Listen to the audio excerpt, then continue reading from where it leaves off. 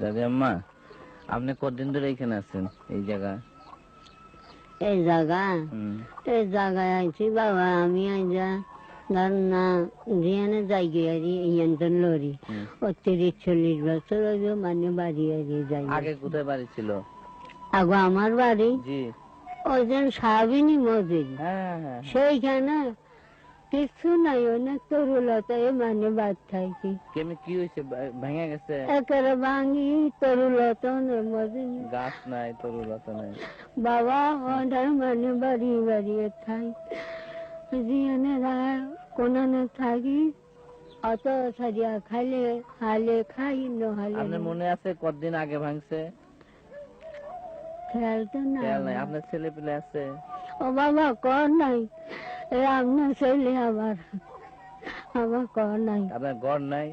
বাবা ঘর দুয়ার হারাম এ তরুল ইয়েনো নাই মানে বাড়ি থাকি কই তো বাবা মানে বাদ থাকি। এই বৃদ্ধা তার সর্বস্ব হারিয়ে আজ শুধু কাঁদতে পারেন আর দীর্ঘশ্বাস ফেলতে পারেন। জীবনে কত কিছু দেখেছেন, কিন্তু মেঘনার করাল গ্রাসে তার জীবনের যা কিছু ছিল, আত্মীয় স্বজনের যা কিছু ছিল, সব তিনি হারিয়ে বসেছেন। হেসে আজকে তিনি এখানে আশ্রয় নিয়েছেন ভিখারির বেশে।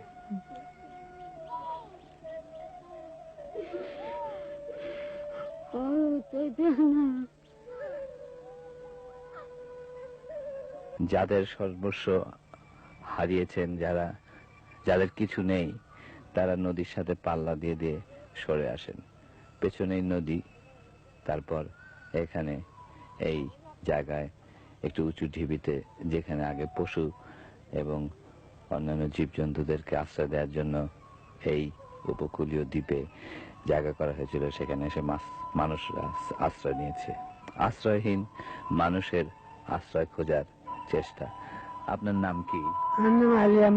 আপনার আগে বাড়ি কোথায় ছিল? আগে বাড়ি আসি জায়গা বহুত দূরে। জি হাসপাতাল দিয়ে আসি বাবা বুঝুন তো অনেক দূরে বাড়ি। অনেক দূরে। তারপর ভাঙছে কেমনি করে?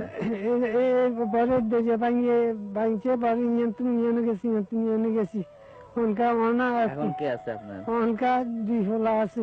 আপনার জমি জমা আছে কিছু? কিছু নেই বাবা, কিছু নাই। হিরা করি ভিক্ষা করি আমি খাইতে হয়। কোন এক কালে, হয়তো কোনো এক বছরে আমিরাবাদ বলে একটি জায়গা ছিল, যা আজ মেঘনা নদীর গর্ভে। এরা সব খেটে খাওয়া মানুষ। এরা সেই সব জায়গা থেকে ফিরে ফিরে ঘুরে বেড়াচ্ছেন জায়গায় জায়গায়, যেখানে নদী আর ভাঙতে পারছে না, সেখানে এসে জায়গা নিচ্ছেন। আপনার বাড়ি কোথায় ছিল? আমিরাবাদ স্যার।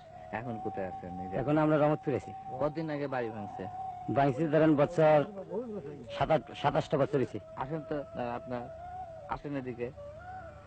কত বছর আগে ভাঙছে আপনার বাড়ি? 27টা বছর।